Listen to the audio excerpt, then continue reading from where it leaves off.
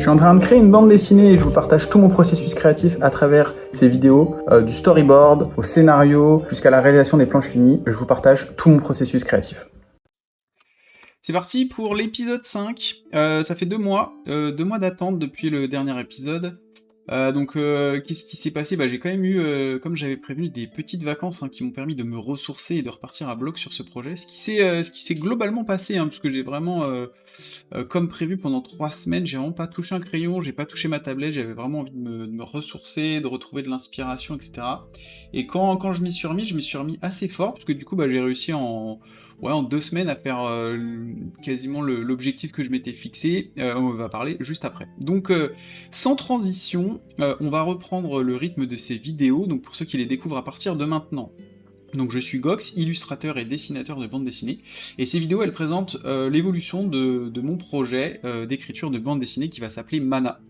Donc là on en est à l'épisode 5, à chaque épisode je réponds à 3 questions, c'est un peu le fil rouge de mes vidéos, je réponds à 3 questions qui sont qu'est-ce que j'ai fait depuis la dernière fois, quel problème j'ai rencontré, et qu'est-ce que je compte faire pour la prochaine fois, la prochaine vidéo. Donc là, en l'occurrence, je m'étais fixé de faire de l'ancrage, puisque j'avais fini le crayonné des 11 premières pages de ma BD. Les 11 premières pages, c'est ce que j'avais considéré comme OK pour faire partie de mon dossier d'édition. Sur ces 11 pages, j'avais décidé d'en ancrer 8. Au final, j'en ai ancré que 7. Pourquoi? Parce que les 7 premières pages, elles font vraiment office d'introduction dans l'histoire. C'est vraiment la continuité de la scène, là c'est la première page, c'est vraiment la continuité de cette scène-là, donc avec une scène un peu de découverte d'une zone et avec une scène d'action, et ça se termine à la 7ème page, ça se termine par la fin de la scène d'action, quoi. Et donc je trouvais ça plutôt ok et cohérent, en fait, de m'arrêter là. Donc ce n'est pas que par fainéantise, c'est aussi parce qu'il y a une logique scénaristique derrière tout ça. La suite, elle fera quand même partie de mon dossier édition, mais dans un style différent. Je veux juste présenter voilà, ces 7 premières pages à l'état d'ancrage. Les suivantes, elles seront qu'à l'étape de crayonné clean, dans cet état ici, là, comme vous voyez, dans l'état en bleu, là. Et voilà, ce qui permettra quand même, avec les bulles, là il n'y a pas les bulles, mais avec les dialogues, de quand même de suivre la suite de l'histoire jusqu'à la page 11, où à partir de là, on est plutôt dans une phase de dialogue et d'échange, donc je trouvais ça plutôt intéressant dans mon dossier éditeur d'avoir vraiment toutes ces facettes-là de mon travail, donc de la découverte avec de l'environnement, de l'action, et aussi des phases de dialogue, parce que du coup je trouve que c'est assez représentatif de ce qu'on pourrait retrouver sur l'intégralité de la bande dessinée. Voilà, ça c'est globalement ce que j'ai fait. Donc là je vous montre une page, mais donc comme je vous disais, j'en ai fait 7. Après l'idée c'est pas tout vous montrer non plus, j'essaie de vous donner un peu une idée de ce à quoi ça va ressembler. Ce qu'on peut noter quand même, c'est que entre les deux pages, il y a eu quand même des évolutions de design, notamment, alors je crois que j'en avais parlé, hein, mais notamment sur les ruines qu'on voit ici, là qui étaient très peu compréhensibles. À la base j'étais plutôt parti sur un espèce de château, ou en tout cas plutôt des bâtiments. Mais j'ai eu du mal à le faire, je trouvais que ça restait trop petit en fait par rapport aux personnages qui eux n'ont pas évolué en termes d'échelle. Donc là en fait ça faisait un bâtiment qui était pas si grand que ça par rapport au personnage, alors que là le fait d'avoir mis ce robot, alors j'explique, pour l'instant je vous explique pas pourquoi il y a ce robot, qu'est-ce qui s'est passé, etc. Ça je l'explique pas, c'est des choses qu'il faudra découvrir à travers la bande dessinée.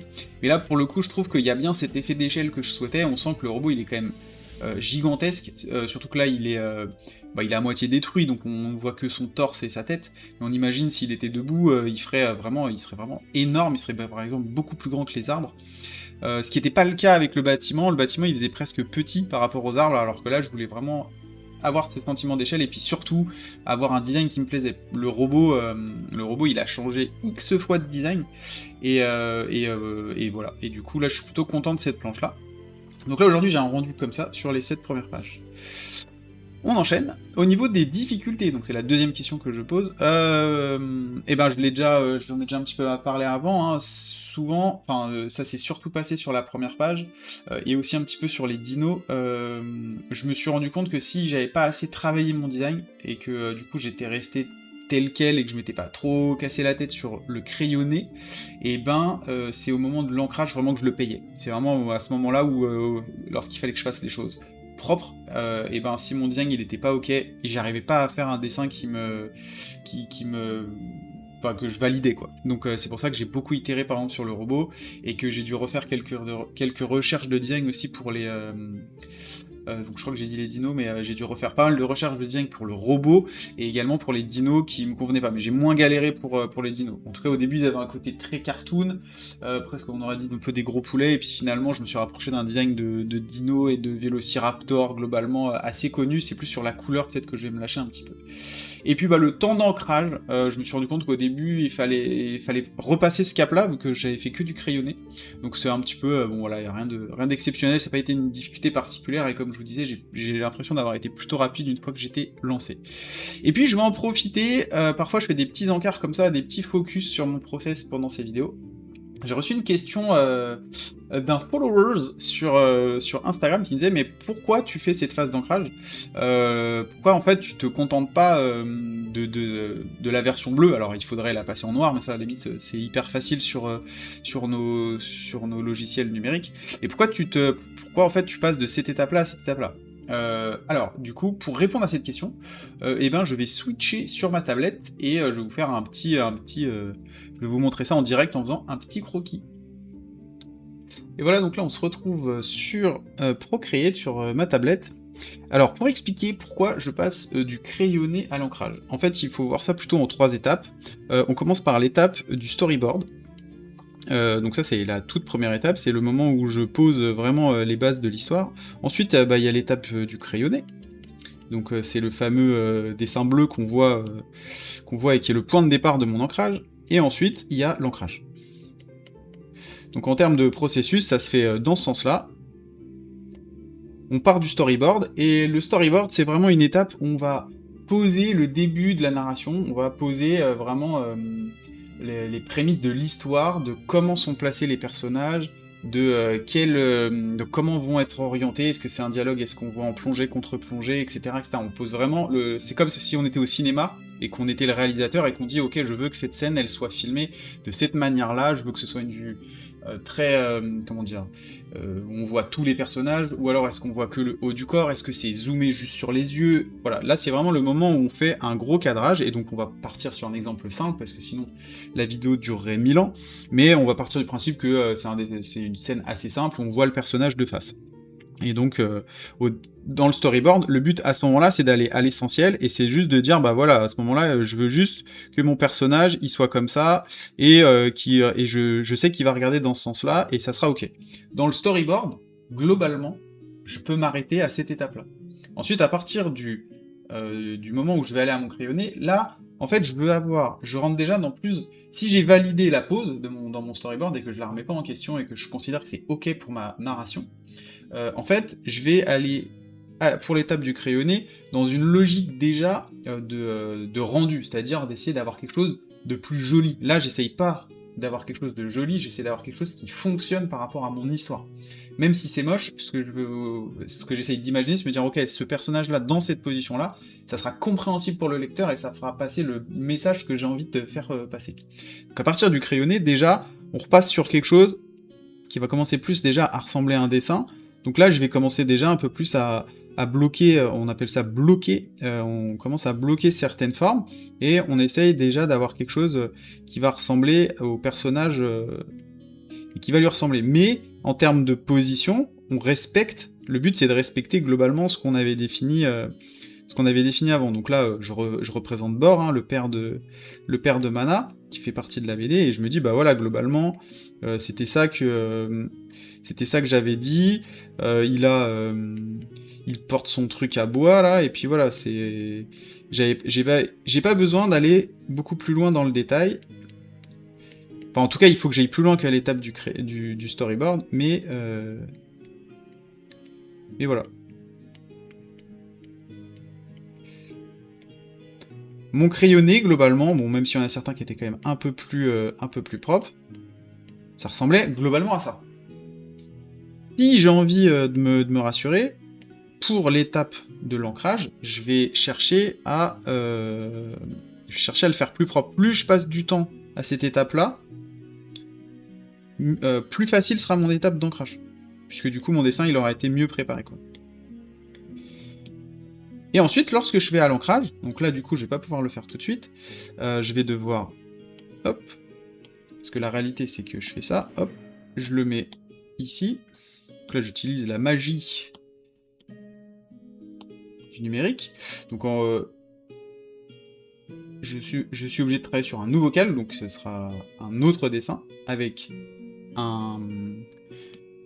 aussi un pinceau différent. Là, vous voyez que j'avais un pinceau qui ressemblait qui donnait une texture un peu crayon de papier, alors que là, je vais avoir un stylo qui va plutôt donner l'impression d'un feutre noir.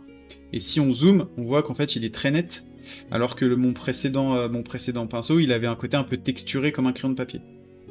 Et donc là, je vais vous passer la vidéo en accéléré, parce que globalement, l'exercice de l'ancrage, c'est juste d'avoir le dessin qu'on voit à gauche en crayonné encore plus propre que ce qu'on l'avait rendu propre par rapport à l'étape précédente. Donc voilà, je continue le dessin, juste histoire de dire que je finis la démonstration.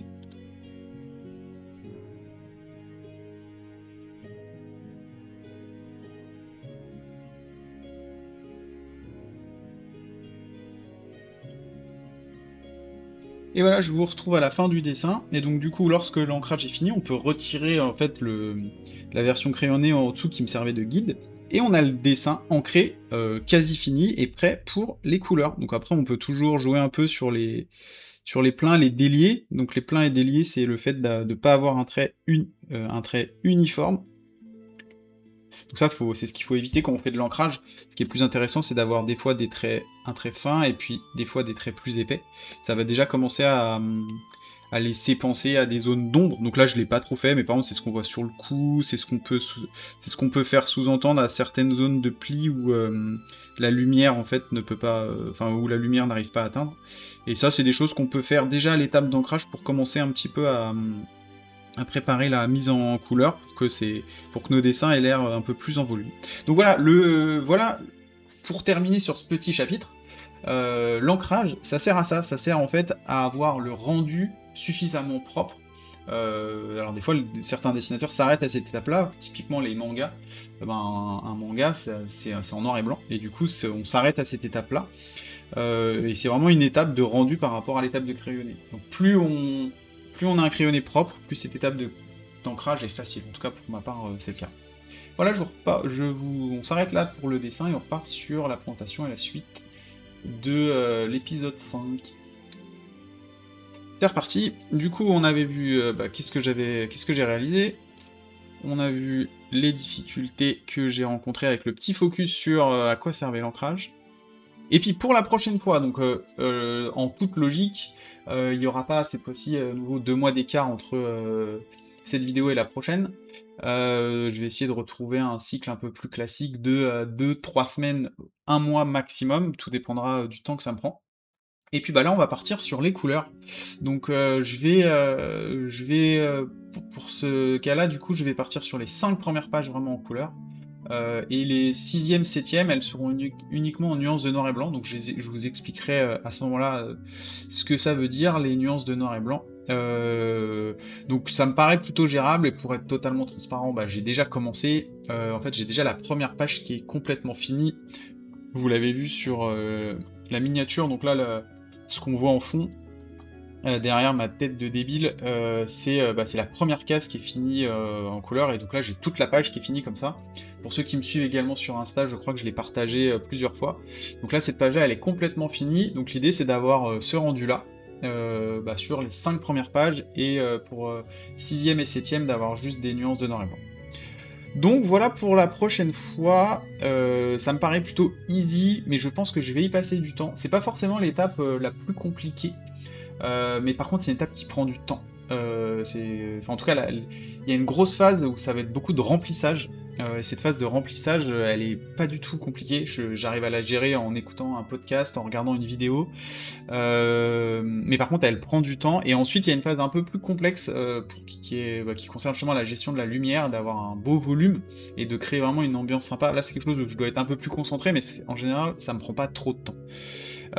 Donc on verra bien comment ça se passe. Et bien sûr, vous avez toujours la possibilité de devenir un bêta lecteur de mana et de me faire vos premiers retours. Donc là, en l'occurrence, il y a 11 pages à lire qui sont à l'étape crayonnée. Ça changera pas. Je vais pas l'updater, c'est-à-dire que je vais pas l'améliorer en fonction de ce que je fais là au fil de ces vidéos. Vous aurez, pour ceux qui veulent devenir bêta lecteur, ça sera à l'étape de crayonné. Ce qui est, à mon sens, suffisant pour que vous puissiez me faire un retour à cette étape-là. J'ai déjà eu pas mal de retours, donc je remercie tous les gens, tous mes bêta lecteurs qui ont pris le temps de lire la BD, de me faire un retour écrit. C'est vraiment super gentil, ça me permet vraiment de voir ce qui va pas. J'ai d'ailleurs pris en considération certaines de vos remarques, hein, donc vraiment, c'est toujours possible, n'hésitez pas à le faire. Alors forcément, plus j'avance dans la bande dessinée, plus je vais finaliser les planches, plus ça va devenir compliqué d'intégrer certaines de vos remarques, mais je suis toujours preneur de vos retours, c'est toujours bon à prendre. N'hésitez pas dans les commentaires à me dire si ça vous a plu, si vous n'êtes pas abonné, et ben à vous abonner, ça vous demande un petit clic, ça vous permettra de suivre les prochaines vidéos, et j'en profite aussi pour vous dire que cette vidéo est la 300e vidéo de ma chaîne. Je sais pas si c'est... je sais pas si je dois être content ou pas content de ça. Je trouve ça fou d'avoir mis autant d'efforts dans cette chaîne YouTube que j'ai commencé il y a plus de 10 ans.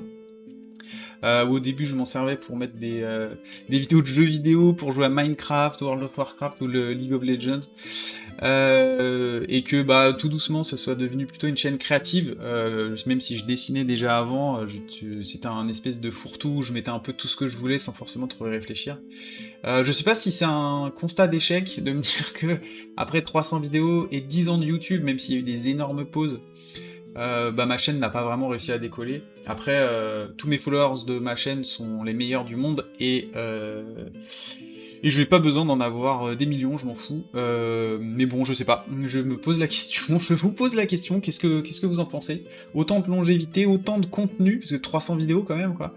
Est-ce qu'à un moment il faut que je m'arrête, quoi, ou est-ce qu'il faut que je continue? Moi personnellement, j'ai envie de continuer parce que je vois YouTube comme une espèce de carnet de vie qu'il faut que j'alimente et qui, au lieu d'écrire ça, et ben en fait on le voit en vidéo. Et je trouve ça trop rigolo de retourner dans le passé, de revoir mes vidéos d'il y a 10 ans, et ben je me dis que dans 10 ans, lorsque je reverrai cette vidéo-là, peut-être que ça me fera trop marrer, et donc voilà, moi je le fais essentiellement pour moi. Si ça vous plaît, tant mieux, et puis voilà. Et si ça vous plaît, n'hésitez pas à mettre un commentaire, à partager ma chaîne, à mettre un petit pouce, et à vous abonner, ça fait toujours plaisir, et je vous dis à plus pour la prochaine vidéo, c'était Gox.